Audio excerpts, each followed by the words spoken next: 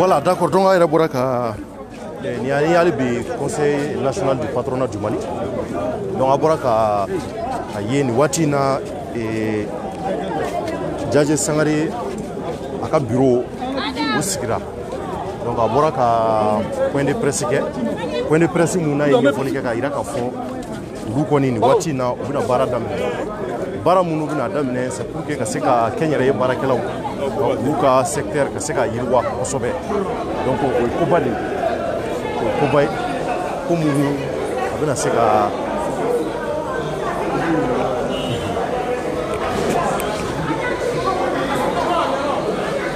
donc c'est très important.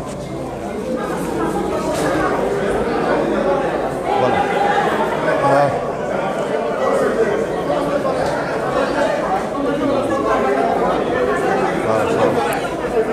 Assalamu alaikum. Somo bedi. Ba ni wati na abi aya me ko biro sigira.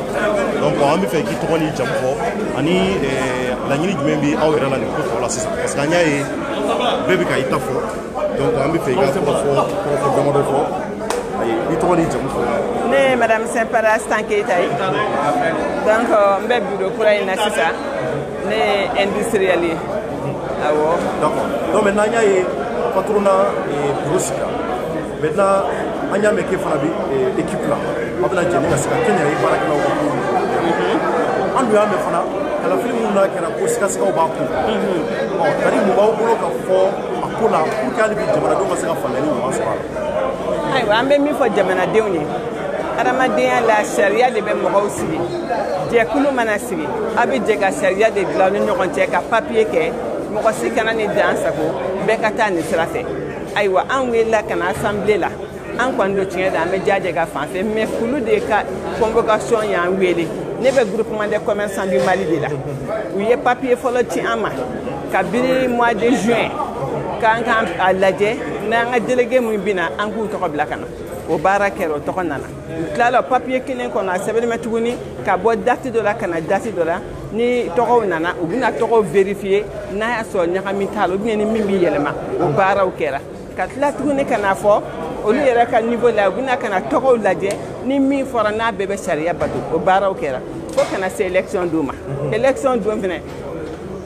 Djadje ma a ci lettre ci anw ma d'invitation secrétaire général de ka signature bɛ an ka lettre d'invitation min bɛ yen o de ka lettre bɛ o de ka signature bɛ lettre la donc u ye lettre ci an ma k'an kana ko élection ye le 26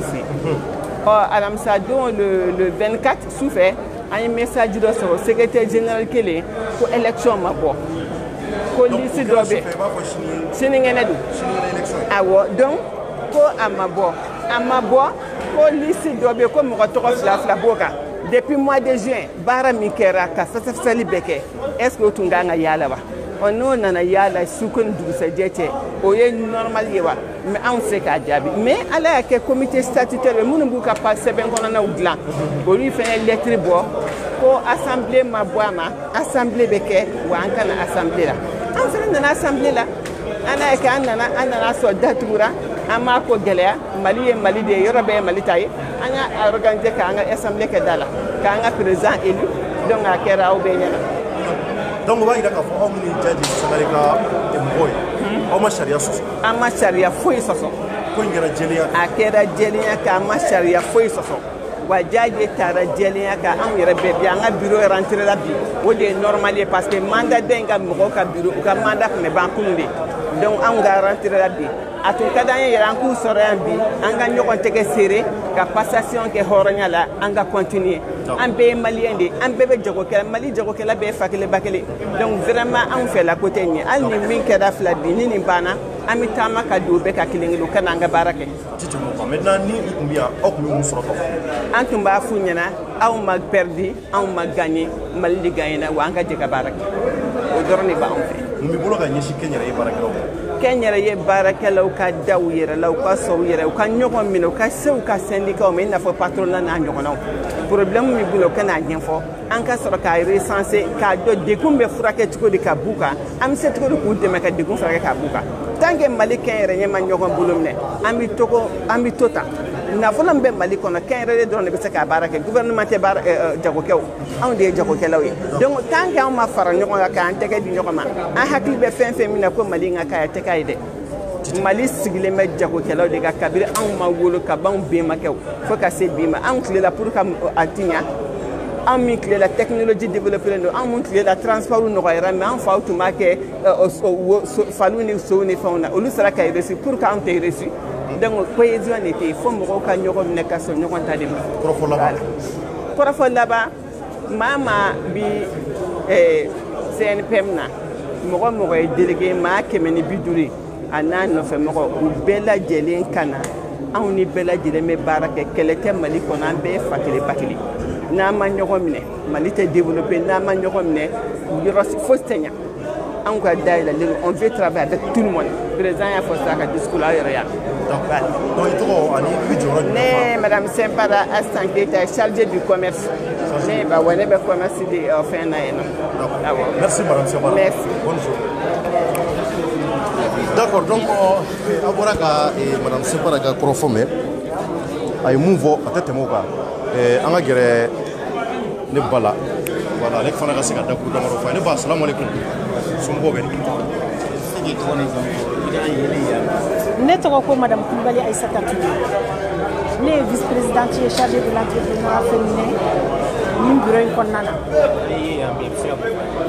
ayiwa ne kɔni an bɛ nisɔndiya kɛnɛ kan parce qu'il faut que secteur privé k'a dɔn ko bureau min sigira bureau sortant tɛ bureau perdant ye bureau min sigira fana tɛ bureau gagnant ye an bɛɛ de gagnena ɲa ni gagnant t'a la perdant t'a la an k'an bolo di ɲɔgɔn ma jamana yɛrɛ bɛ taabolo min kan bi secteur privé force ka ca la kosɛbɛ donc il ne faut pas que an ka fɔ ko an b'an sigi ko ka ɲɔgɔn kɛlɛ nafa si t'o la an b'a kɛ an yɛrɛ ye an b'a kɛ groupement tɔw ye an ka fara ɲɔgɔn kan an ka kɛlɛ kɛ ɲɔgɔn fɛ pour que secteur privé ka se ka avancer ni secteur privé ma avancer jamana yɛrɛ tɛ jɔ a sen kan donc il faut qu'an k'an bolo di ɲɔgɔn ma an ka se ka jɔ an sen kan pour que secteur privé ka se ka jɔ a sen kan pour que jamana ka se ka jɔ a sen kan denmisɛnnin t'o la mɔgɔkɔrɔba t'o la cɛ t'o la muso t'o la mɔgɔ o mɔgɔ n'i ye kɛnyɛrɛ ye baara la n'i bɛ kɛnyɛrɛ ye baara la bɛɛ de bisimilalen bɛ patronat kɔnɔna na an bɛɛ de ta don maa kelen si ta tɛ an bɛɛ de ta don ne b'a fɔ k'o de fɔ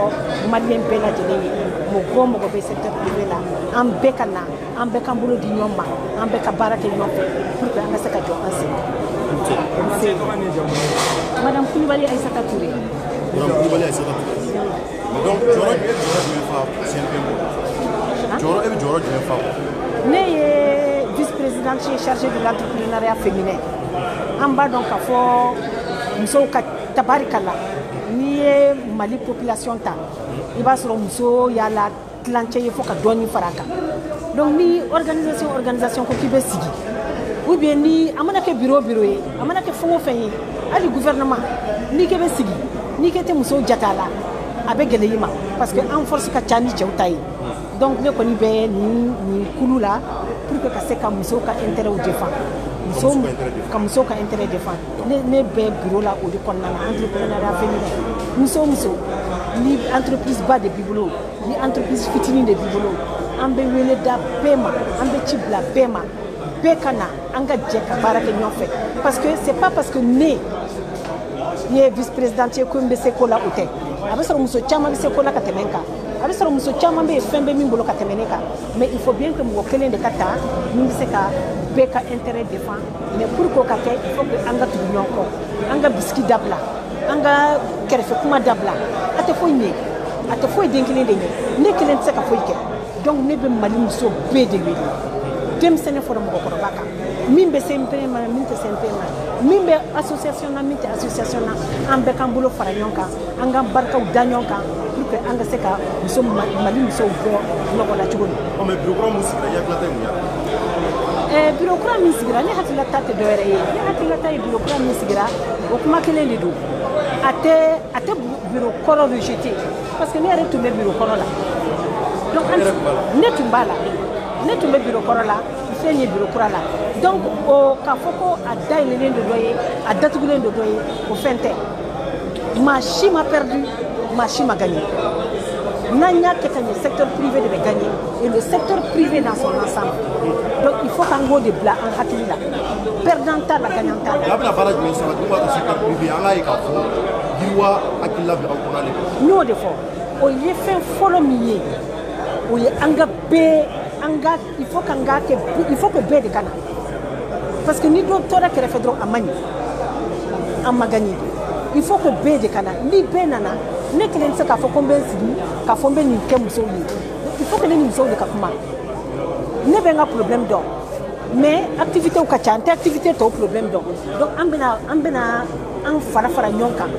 kana groupement de sigi kana commission de sigi comme muso nyemago be la jeli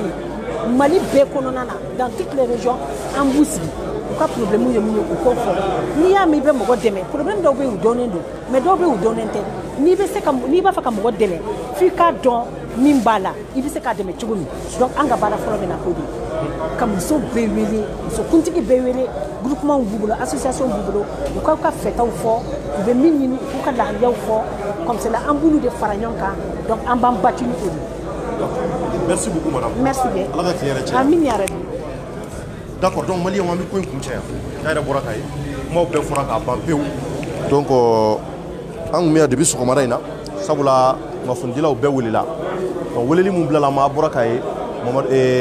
Jaje di Amadou Sangare ale bora ka korofo ke sanfela la. O kofe ayreka maw yo kuma fo aburaka mais a klala kana boka point de presse do ke point de presse kono ay kuma ka mu boka sinsaka akoko be welelendo kabi welel bla bema o munu perdira o olu munu gena o ko CNPM be de tay ayo do fa ka korofo ko donc ni ataka laje an ko be kera anyana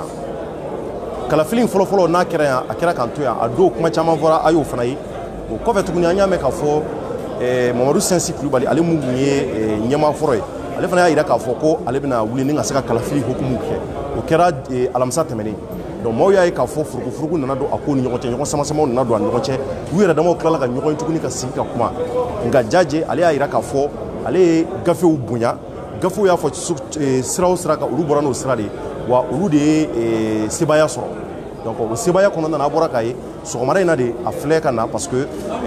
Mamadou Sensi ale ka mandat kun kan ka ban le 10 ni o kɛra kunna sini ye donc le 10 de dafara donc obligatoirement fo maa kura de kana sigi ka baara daminɛ donc an y'a ye Jaje kɔni nana sɔgɔmada in na ale n'a ka équipe bɛɛ nana bureau kura sigira donc bureau kura mun na sigira a bɔra ka ye a bureau mɔgɔw bɔra ka kɔrɔfɔ mun fɔ a ye caman faamuya la an ɲɛ bɛ c'est-à-dire que entrepreneur caman na kɛnɛ kan yan u bɛɛ dafalen bi yan donc an taara fo Jaje yɛrɛ ka bureau kɔnɔna na an y'a ye k'a fɔ bureau in kɔnɔna na a ka bureau mɔgɔw u bɛɛ tun bɛ yen donc u ye hakililataw fɔ hakilila minnu n'u y'a jira k'a fɔ ko olu kɔni bɛna baara daminɛ wa olu bɛna lajɛ kɛnyɛrɛye baarakɛlaw u tɛna mɔgɔ to kɔ mɔgɔ minnu sɔnna k'a fɔ ko ale kɛra ɲɛmɔgɔ ye ani maa minnu ma sɔn k'a fɔ k'u kɛra ɲɛmɔgɔ ye olu bɛ yan bɛɛ de ka baara kama donc ko n'i y'a ta k'a lajɛ ko in kɔni ko a nin y'a daminɛnen ye ka ban wa ko CNPM ale Jaje a b'a ta n'a tɛgɛ filɛ wa a ti mɔgɔ bɔ mɔgɔ la a ti mɔgɔ kɛ bolo kɔfɛ fɛn ye a ko la donc a bɔra ka musow fana kumatɔ lamɛn muso ŋanaw muso minnu bɛ yen ko u bɛ jagow la entrepreneurs baw don donc an y'a ye k'a fɔ o muso jɛkulu olu fana ye kuma caman fɔ sa a bɔra ka mɛ olu y'a jira k'a fɔ ko muso minnu bɛ yen wa musow si tɛna kɛ bolo kɔfɛ fɛn u bɛna lajɛ ka musow dɛmɛ a ko la kosɛbɛ u ka hakilila ye mun ye mun b'a to u ka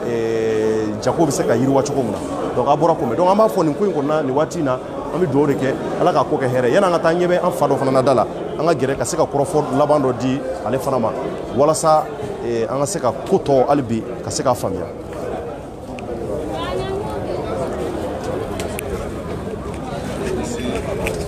C'est vraiment le début d'un changement certain par rapport au développement du secteur privé et surtout à l'amorce de l'émergence de l'économie malienne. Vous avez des appels à lancer? Donc je voudrais en appeler à tous les opérateurs économiques. Nous avons les élections derrière nous. Nous estimons que, comme l'a souhaité à l'époque le candidat Jaje di Amadou Sangare, c'est rassembler tout le monde pour un devenir meilleur pour le secteur privé. Merci bien. Merci. Voilà, donc, le fait que voilà. Donc, Damado, nous sommes en Kerabi, en Mia, on y a un bureau pour la Sigra. Donc, avec la barre orchestrale, ni ala sonama bara bina damine parce que Hadjou Mingoume Mali commerçant opérateur économique ou là en général o ye ka baara bolo kura da min b'a to u ka ɲɛta bɛ sabati hakilila bi y'o o don daminɛ ye an fɛ baara de daminɛ na sa pour que Mali jɔyɔrɔba bɛ yen min occupelen don opérateurs économiques fɛ le patronat en général le syndicat de l'ensemble des patrons. Je pense que ko bilala sen kan alhamdulillah rabbil alamina.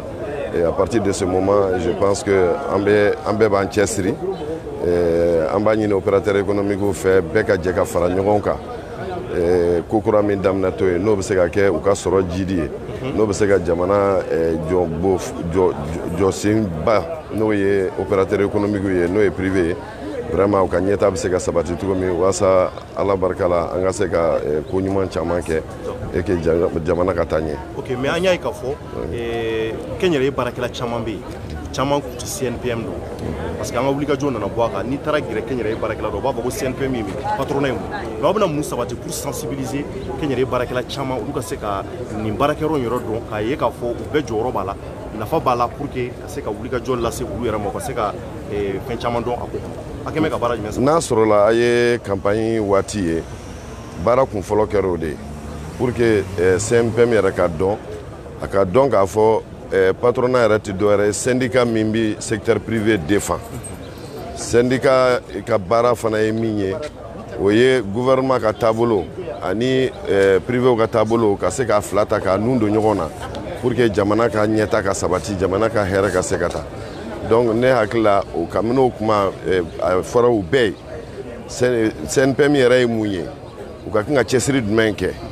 parce que a bɛ komi n'i b'a la jɔnya baara de don yɔrɔ tɛ min mɔgɔ bɛ a fɔ k'i bɛna fɛn ɲini a la i bɛna de pour que i yɛrɛ ye secteur privé i b'a dɔn gɛlɛya min b'a la i b'a si dɔn i bɛ taa i bɛ baara kɛ walasa i ka se ka syndicalisme jɔyɔrɔ fa pour que ka ɲɛta sabati secteur privé la donc je crois que n'a ye fɛn feuille de route ni fɛn minnu bɛ sen na document de programme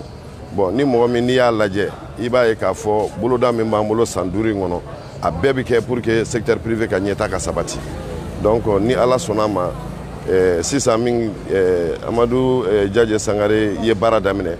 ne hakili la kunnafoni min ka kan ka di formation min ka kan ka kɛ mɔgɔw kunna taabolo min ka kan ka kɛ mɔgɔw kunna foroba nafolo de don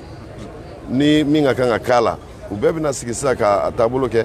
a y'a fɔ k'a fɔ a ka fɔlɔ ye min ye jama bɛɛ ka fara ɲɔgɔn kan a filanan ye min ye fana bɛɛ ka se k'a lajɛ min bɛ se ka don da min fɛ dɔ ka se ka dɔw dɛmɛ n'i y'a lajɛ industrie dɔw bɛ yen par exemple olu bɛ fɛn dɔw bɔ k'a kɛ bɔrɛ kɔnɔ bɔrɛ dilanlaw bɛ yen sira jumɛn b'olu ni ɲɔgɔn cɛ c'est à dire syndicat don min ka kan ka mɔgɔw gɛrɛgɛrɛ ɲɔgɔn na k'a fɔ bɔn e bɛ se ka nin ta ka nin bila i ka baara nin na i bɛ se ka nin kɛ tan aw bɛ se ka jɛ ka fɔ ko caman kɛ bon o ye secteur yɛrɛ bɛɛ de ye ne hakili la o baara in de bɛna kɛ ni ala sɔnna a ma ni ala ye an si jɔ k'a kɔnɔ san wɛrɛ aw bɛ se ka na évaluation bɛ kɛ k'a fɔ minnu kɛra a b'a kunnafoni bɛɛ sɔrɔ a tɛ kɛ fɛn ye min bɛ dogo maa si la hakɛto b'a la sallallahu alaihi wa sallam ami ami Jibril Tal ouais ok Ital merci donc on est failli se ka kɔrɔ fɔ ne tɛ se jamana dɔ fana na ne tɛ jamana kuma la kuma bɛ fɔ ok d'accord merci d'accord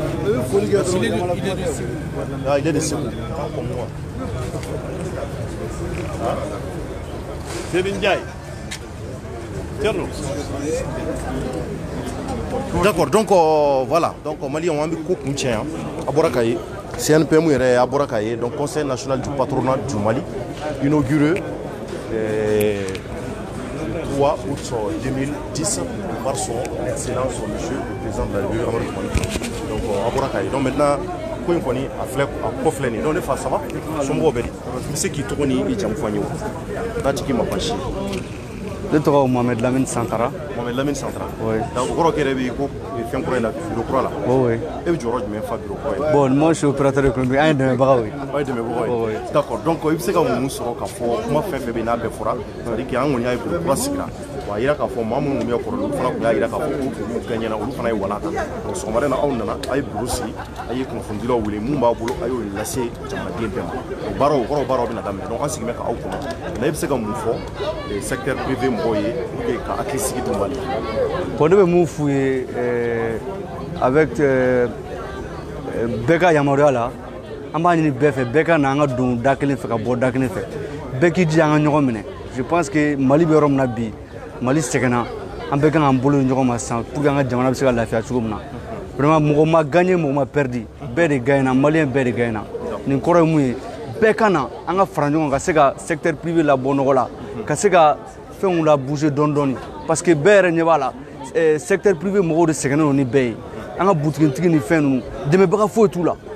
A ka gɛlɛn quoi. An ka lajɛ au moins minnu bɛ duguma parce que olu de ye jamana pilier ye, olu de ye jamana économie ye. N'olu ma ɲɛ foyi tɛ ɲɛ. Faut pas que mɔgɔw ka gulo ɲɔgɔn na. Vraiment bɛɛ ka na, mɔgɔ si kana to kɔ. An ka bolo di ɲɔgɔn ma pour que secteur privé bɛ se ka yɛlɛ cogo min na. Président kura fana bɛ se ka mɔgɔw la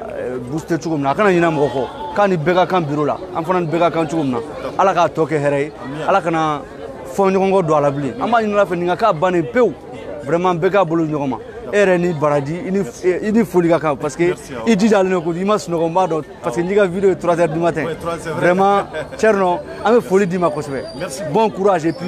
Ala ka an bɛɛ yɛlɛ sanfɛ o de tun bɛ ne fɛ k'a fɔ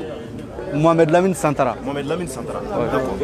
Merci Profo. Thierno Kanoubaga je vous apprécie beaucoup. Ah. Je vous apprécie beaucoup. Ah merci. Robert Ponzio. Et toi? Robert Ponzio. Robert Ponzio. Oui, Robert Paul Ponzio. Ah d'accord, d'accord. Merci beaucoup. Mais bravo, il fait un d'accord qu'il fera point nous. Bekana bede gagnina.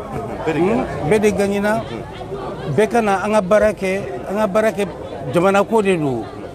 Jamana ko de do ala ka benye kadama yarabi alors ala ka jamana lafiya. Jaje koni c'est confirmé à Baradamne. Jaje confirmé le Baradamne na ala barkala. Mais bede confirmé na jaje dronte bede do. Awo de fo président kura awo de fo. OK. Ala ka anye kadama. Ami. D'accord. Donc on va faire un kunche rapidement. On va kunche nga ngata yoro dola ka sababu ke ko ka chan Mali kono ko ka chan Bamako. Donc on bitra ka sababu ke bo aya ye ko ngoni bana ni cogoya la jaje ka mɔgɔw bɔra ka bɛɛ fɔ donc an bɛ dugawu de kɛ secteur privé hali bi ala ka yiriwa n'o ye kɛnyɛrɛye baarakɛlaw ye jaje bɔra ka kuma dɔ fɔ c'est très important n bɛ o yɔrɔ souligner a ko kuma fila a y'o de fɔ c'est très important kuma fɔlɔ la a ko secteur privé o de ye yɔrɔ ye yɔrɔ min bɛ yen k'a bɛ se ka jamana yiriwa a bɛ se ka jamana bɔ nɔgɔ la donc ko secteur privé man ka kɛ kɛrɛfɛden ye secteur privé de kan ka don ba la a kan ka bila valeur la maaw kan ka ɲini minnu bɛ se ka na ka se ka layɛ ka kɛnyɛrɛye baarakɛlaw dɛmɛ kosɛbɛ donc k'u bɛna siraw bɔ sira minnu bɛ kɛ sababu ye ni olu ka baara nɔ a bɛ ye san kelen kɔfɛ donc o ye kuma ba ye kuma min bɛ yen ko an kan ka ta ba la o tɛmɛnen kɔfɛ kuma filanan a ko mɔgɔ ma perdu mɔgɔ ma gagné ko bɛɛ de gagnera donc ko hali minnu bɛ yen ni olu ma voté ale ko bɛɛ ka na k'u ka fara ɲɔgɔn kan ni ka se ka CNPM wuli k'a jɔ a sen fila kan hali bi ka baaraw kɛ ɲɔgɔn ka hakili falen-falenw kɛ donc o kuma in fana c'est très important donc an b'a fɔ hali bi ko in ala ka a ɲɛ ka d'a ma ala ka CNPM ta ɲɛ ala ka bɔ dingɛ kɔnɔ n'an fana ye fɛn fɛn mɛn a ko la an b'o fɔ aw ye an b'a fɔ hali bi a ye to ouverture média bɔlɔlɔw kan surɔ ko mun kɛra 3e pont kan an bɛ ka ko ɲɛɲini hali bi n'a ko tɔ labanna cogo min na an b'a fɔ Thierno Déclic plateau kan avec Mamadou Djefaga ani Youssouf Mangara an bɛ don a ko bɛɛ la ka walawala aw ye inchallah merci à toutes et à tous a k'an bɛn sɔnni bonne journée à tous